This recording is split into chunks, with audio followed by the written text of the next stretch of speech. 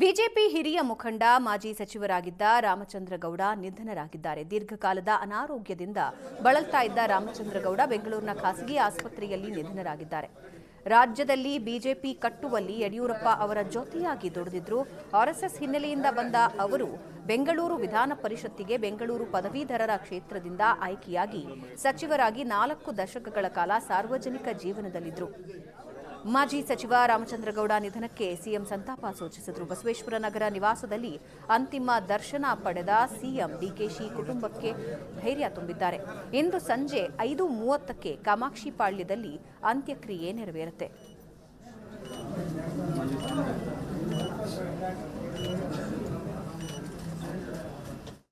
ರಾಮಚಂದ್ರಗೌಡರು ಒಬ್ಬ ನಿಷ್ಠ ಪ್ರಾಮಾಣಿಕ ರಾಜಕಾರಣಿ. ನನಗೆ ಭಾಳ ಹತ್ತಿರ ಸಂಬಂಧಿಕರು.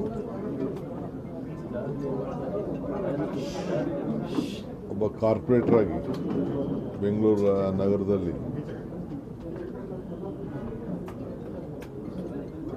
ಒಂದು ಸಣ್ಣ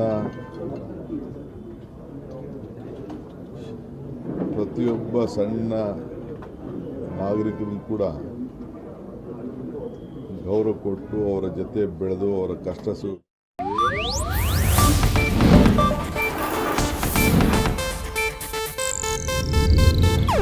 ಇದು ಏಷ್ಯಾನೆಟ್ ನ್ಯೂಸ್ ನೆಟ್ವರ್ಕ್ ಪ್ರಸ್ತುತಿ.